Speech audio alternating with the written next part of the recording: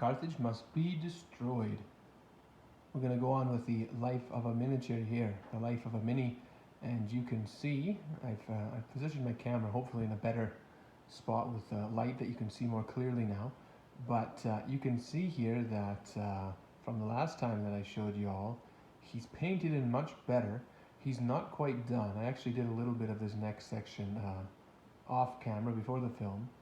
But the next part that I work on after I get some smoother base coats is something I call the touch-up and then the wash phase. Now, with this mini here, a lot of people, a lot of painters might look at him and say he's good to start washing and stuff. However, I'm very picky, and I'll show you guys here. I'm not sure if you can see it, but I'll try and use my brush. He still has some blue on his elbow there. I'll check things like, let's see here, like on the gun here, I'll try and make the metal and gun sections, they look pretty good already, but I'll try and make them as perfect as I possibly can see, as possibly as I can. There is some, I'm not sure if you can tell, but there's a bit of blue up in here just under the sash where there shouldn't be blue. And some people might say that this is excessive, what I'm doing right now, but I disagree. I think for myself, I'm happy when I get every single detail down as closely and as flat as possible. You can see there's a bit of blue. I don't know if you can see in the camera, but there is a bit of blue on his forehead. I will work on that during this, what I call the touch-up phase. It's just the touch-ups before I do a wash. You can see on his finger here too, his finger's not fully painted in as well. But yeah, I'll look for these little mistakes, and this is a bit tedious, but and I don't want to say they're mistakes, it's just they're not, he's not ready to be washed yet, is what I mean. So two things I do is I look for these other areas here that aren't painted to the standard I want before washing. And then the next thing that I do is I put in little details. Like this is the point where I'm like, okay, is he gonna have design on his clothes? Is he going to have designs on his turban? For this guy here, this also includes, will he have eyes? And for these 28 millimeters, I have been putting in the eyes. So, and that's a really a careful process I have to do. But I'll do his eyes in this section. I'll also put a design on his Giselle gun here on the end of it, on the butt of the gun, because yeah, the Giselles they had were often very ornate and they decorated them themselves. So what I like to do is I like to add my own little designs on here. I don't do anything too crazy, but I do like to represent the fact that the Giselles are fancy. I like using white and sometimes some other colors so far with my other guys that I just put kind of a design. I'll Google something, like, you know, I'll Google Pashtun Giselle or something, and then I'll try and imitate something I see. Or maybe I make a really simple design that I think looks a little, maybe, you know, Orient or based out of Afghanistan or something like that. But yeah, that's what I'm gonna do here. I'm not gonna film the touch-up part simply because I think it's a bit tedious and it'll take me time. But that's what I do. I go over with I go over certain areas with the paint and just try and touch up and make sure everything's as perfect, or at least to a level where I'm satisfied. And I mean, he's almost there. He just has a few spots in the eyes. But I'm gonna go do that now. And then when he's fully dry after that session, I will get right into washing. So you can see here, I worked on some of the design. You see I've got a pattern going now on the gun. I kind of call it a tiger stripe. I've seen some pictures of these Pashtun warriors in Afghanistan where they've got stripes going up and down the length of the Giselle there. I don't see it on all the guns, but I like the pattern, so I put it on some of them. And then I put a simple kind of dotted pattern going down the end of his gun there. I also finished filling in all of the, I guess, all of the spots that needed to be touched up. It's a lot more covered now, and it's definitely going to be much better for painting and washing. You can see also I did the eyes, and I didn't want to film the eyes because the eyes are, for me, not, depending on the model, they're not hard, but they are hard. So I'm gonna use a brush just to explain things. I didn't want to, like I said, I didn't want to film all my touch-up stuff because I think it's kind of dull and tedious. It's my, I want to say it's my least favorite part of painting. It's an absolute necessity for me because I want to be as good as I can be. So I try and make sure everything's covered. A lot of people who get to this level of, or this, I guess, thickness or level of base coats, they may not get in at all the details, and like, you know, if there's a small bit of blue on the white part of the sash here, or if there's paint on the feet, they may just ignore it and paint over it. But I like to make my base coats as clean as possible, so I'm a little bit picky when it comes to base coating and touch-ups. Anyway, I was going to point out the eyes here, right? So you can see in the Perry here, you can't really see it on the camera that well, but what I do, actually, he looks on the camera, he looks he doesn't look as I guess, you can't see the whites of his eyes. I can see them with my naked eye, but I can't really see them on the camera. It may be blending in with the, it may be blending in just with the screen and the recording here. But anyway, we're really lucky with Perry because you can see Perry, he's got the eyebrows and he's got the eyelids. So for me, it's really easy to be able to pick out where the white of the eyes go and where the eye pupil should go. Because I find that a lot of, I find that before when I did tried eyes a long time ago, is I got discouraged by it because I would paint the eyes too big. And if the eyes are too big, they're not really realistic, okay? People's eyes, if you look at a mirror, no matter what race you are, some people have big eyes, but a lot of people's eyes aren't much bigger than their nose, you know? So you don't want to go too crazy on the size of the eye, or else it'll look like an anime character, or you know, maybe if you got a monster, you want bigger eyes. I think you can see the whites better at the side there, but you don't want to make the pupils too big, and you don't want to make the eye whites too big. So what I do is I base coat the whole thing with my Bugman's there, whatever base coat I'm using, and then I'll fill in, before I do washes, I'll fill in the eyes with just a white. In this case, I used Ricard Flesh, and then I use a really, really tiny brush for this. I fill it in with Ricard Flesh or a white, doesn't matter, as long as it's not like a crazy white, as long as it's like a white that's convincing for eyes. And then I'll use I think this is a size, this is a Windsor size 0000. It's really small, and then I just use a black color and just dab in the pupils. Now, it's easy on Perry models because they define the face so well, so it's easy to pick out where the eyes would go. But there's some models out there where it's not so easy, and that's why I do it in the base coat phase instead of later, because then you'll be able to correct it if it looks cross-eyed or wrong.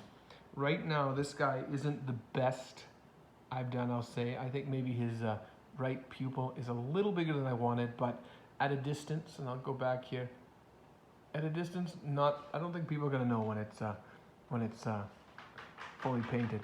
So this is not something I'm gonna worry too much about because I got a lot of these guys to paint, and a few guys with some different eyes is fine. Other than that, yeah, I'm gonna go right into washing. Now, washes is when you take a really thin down pigment of paint, and you know, just for maybe new people watching, if they're watching, it's just so you can do two things. It's so you can darken the top of a base coat, but it's also to put paint, that really thin paint, that wash, that shade, deep into the recesses. There's different ways to wash. There's, I think it's called sectional washing, where some people will only wash, like, you see the curve in his clothes here, they only go for the depths of the clothes. So they'll take the wash and they'll just do it in the crevices. They won't do it on top, but they'll do it in the crevices.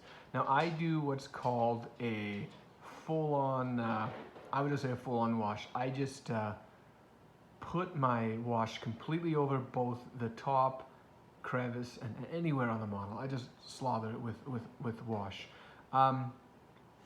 I'll show you guys here when I'm doing it. I won't do the whites because I don't wash my whites on these Afghans, but I do on other models. The other thing that some people do is, and I don't like this at all personally, is they have like an army dip paint where they simply wash the whole model with one color, or they even have like a jar and they take the whole mini and just dip it in the jar, take it out, and that's their wash. Apologies if you can hear the dog in the background. But yeah, that's what some people do, and they're happy with it. They put the base coats on and it's fine. I personally think that, sorry, my dog got a little noisy there. But yeah, where was I? Yeah, some people dip it right into like a straight up pot of some sort of shade, and the whole model's covered, and then they call it a day. They either just let it dry and go on, or they will, you know, they'll do the layers and stuff after, or dry brush over top of it. I do sectional washing, so I'll just show you here what I'm using for this particular guy. The turban and his sash, I use Citadel shades for washing, but I'm going to use the Drakenhof nightshade for his sash and his turban. I'm going to use Reichland flesh on all of his skin. I won't wash his sandals because the sandals are so small that the Reichland will just darken it for me anyway. For his beard, for his I guess the iron on his gun, I'll be using Nuln oil. And I just want to say now that with these taller pots of wash, they are susceptible to falling. So I always put my washers in like a secure area or a protected spot so it doesn't tip, or if it does fall, at least it's easy to clean up. If you spill your Nuln oil, please don't share with us on Facebook or social media. That in some social media cultures and groups is considered weak and memeable. We have jokes about people who post spilled Nuln oil on some Facebook groups, and it's like, you know, it's expensive paint, we get it, but we don't need to know every time you spill your paint. I don't know, it's just something people make fun of. Finally, on this belt sash, the weapon sheath there, and the entire gun itself, minus the metal parts, I'll be using Agrax. I'll use Reichland on the more bronze or brass looking pieces on there. So yeah, I'm gonna go ahead and just wash this here with you. I think that I can film it, but let's see how much time we put in this video already. Okay, so we've got it about 12 minutes here. Ideally, I don't want to make my videos too long because I think the average attention span of most people isn't very, you know, 20 minutes of a video and a lot of people are done already. Even 10 minutes is long enough for some people. I don't know, I don't know how, I like to watch battle reports and stuff, so I could watch a video for hours, but some people just don't have that attention span. So I apologize if the videos are long, but this is just how I do things. But anyway, I'm gonna start with the Drakenhof and go right away here with his turban. Now, I'm not gonna change my wet palette, I'm just being lazy here, but I would normally just put it in somewhere secure, this Drakenhof here, make sure I'm in close, because I will be filming this part. I do like to be able to see my models up close when I do anything, but I'm gonna try and film and wash today. But yeah, all you do, and I gotta make sure this is open. Don't grab it the way I just did. Make sure you grab it securely by the main body, not the lid. But yeah, I'm just gonna hold them secure here and just start putting a wash on. You can dip it right in the thing or dip it in the lid, whatever you want. And you know, I think it's on there, yeah. When you're washing, make sure you don't let the paint drip down on other parts. With any acrylic or any kind of paint, water-based paint or acrylic paint, if you kind of screw up while you're painting, if you you know, spill in the wrong area, if you're really fast with water, you can usually clean stuff up. But I find washes have a susceptibility to stain a mini. I'm actually finding this really hard here. I'm gonna see if I can get in closer. You might see my face on the side. I usually do things really close up, so I apologize if this is not clear or if this isn't on the camera here, because the way I'm set up isn't ideal. But yeah, this won't take long because it's just a turban. But yeah, I do section by section with different washes. And some people might just be like, you know, why don't you just throw Agrax Earthshade on the whole thing, or Nuln oil and call it a day? That's because washes do have different effects. They do affect colors differently. Agrax has almost a very dirty feel. So if you put it on browns and darker colors, it's okay. But when you start putting a wash on a lighter color, it looks really dirty. It doesn't look right on there unless I'm going for that look. But I think a lot of dirt and coloring looks better after you do it. I mean, you apply it after the wash is dry. That's what I personally think. Might be a bit shiny here with that wash. I often find washes get a little shiny. But you can see here, I think you can see here that all that wash is getting into the depths the deepest parts of the Mini, as well as covering, oh, get that on camera there, as well as covering the top part. The washes will change the color too, right? And that just brings out the depth. It's easier to paint too if it's washed, because then you can know where to highlight, know where to add layers and all that stuff. So let's do the sash here. Try and keep on camera. It's a little hard for me because I do things relatively close to my face.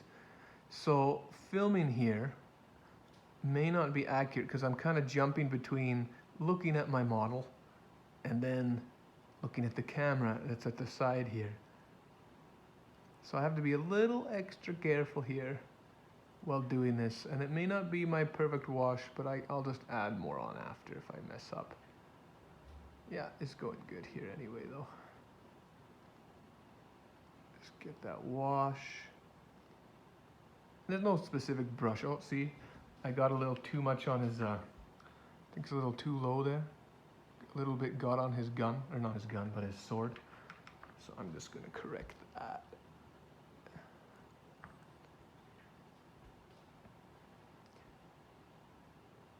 But yeah, I just make sure it's all covered. And if you want to work with a wash, you should let it dry first. Or some people put 2 washes on there for really cool effects. I usually just do 1, but sometimes multiple washes look really cool. I'm off screen there again. Multiple washes look really cool. I usually just do 1, but you should really wait before working with the washes to go on to something else. Like this guy started to dry up there, but you can see, I'm just gonna add a little more on the side. You can see here that it's not fully dry, so you wanna be careful there. Now, that's taking a lot longer than I thought, and I do not want to bore you guys by watching me wash my miniature. It's a bit of a tongue twister there, but that's just generally how I apply a wash. I'm going to do the rest of this on my own here and just kind of film the end result. Because I think it's taking too long for the video. I will say this though before I continue on washing. I will not wash the whites. I use kind of a Kevin Dallimore. I call it the Kevin Dallimore method because that's where I learned it. I think a lot of people do. I don't think he invented it, but he's pretty good at it. But apparently he doesn't use washes. He'll just put a base coat on, then go on to layer it and add, you know, more layers on top for his effects. I don't know if that's accurate, so people can correct me if I've got the wrong term down. But that's what I do with this white here, because I find adding a wash to any white, Nuln Oil or sepia or whatever wash you use, if you use different companies' washes, whatever, I find white is so light, and if you use a darker shade of white and already build up with brighter shades, you already get a great transition between models, or between colors. So for my Afghans, I've just found not washing my whites looks really good. I do wash my whites on my Romans, and I probably will continue to do so, but I just found for the Afghans, I don't do it. I might change that for my Romans too, but yeah. So I'm just gonna go wash this all over and then show you the end result. And for dry time on washes, Games Workshop for their shades usually stages like, I think it's 30 to 60 minutes. I don't really believe that for any wash or any paint.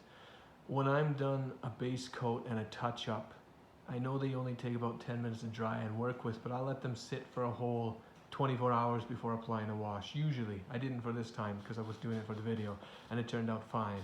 But I'll also let the wash sit for a full 24 hours no matter what brand I'm using. It's just so in case anything does need to cure and set, it will fully set. And I do that for all colors, layers, highlights, just 24-hour rule. I might let my varnishes sit longer, or before I varnish, let my model sit longer, and there's reasons for that, but we'll talk about it in a future video.